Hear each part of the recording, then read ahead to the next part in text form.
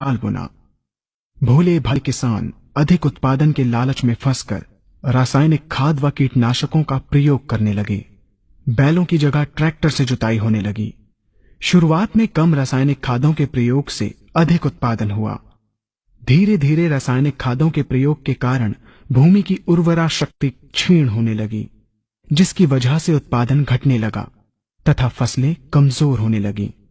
फसलों के कमजोर होने के कारण उनमें रोग व कीट लगने लगे। रोग व कीटों से फसल की सुरक्षा के लिए और अधिक कीटनाशकों का प्रयोग होने लगा। एक तरफ ज्यादा उत्पादन के लिए अधिक रासायनिक खादों का प्रयोग होने लगा, वहीं दूसरी तरफ फसलों को रोग व कीटों से बचाने के लिए अधिक विषाक्त कीटनाशकों का प्रयोग बढ़ गया, जिसके कारण उत्पादन लागत बढ़ी और किसान को लाभ कम होने लगा, बल्कि छोटे किसान कर्ज में डूबने लगे। धीरे धीरे भूमि की उर्वरा शक्ति क्षीण होने से भूमि बंजर होने लगी।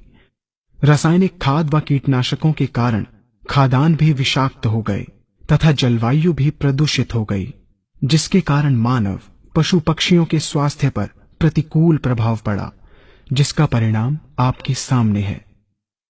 मानव स्वास्थ्य पर रासायनिक खादों के पड़ने वाले प्रभाव को आप ऐसे समझें।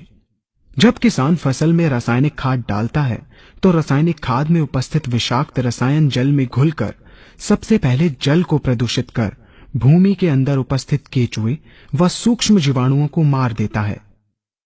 ये बात सभी किसान अच्छी तरह से जानते हैं कि केचुए व अन्य सूक्ष्म जीवाणु भूमि की उर्वरा शक्ति को बढ़ाने के लिए अति आवश्यक होते हैं। विषाक्त रसायन के कारण इनकी मृत्यु हो जाने से भूमि की उर्वरा शक्ति नष्ट हो जाती है तथा भूमि कठोर होकर बंजर होने लगती है। रासायनिक खादों के विषाक्त रसायन पानी के माध्यम से अन्य खनिजों के साथ फसल के अंदर पहुंचकर फसलों को विषाक्त बना देते हैं।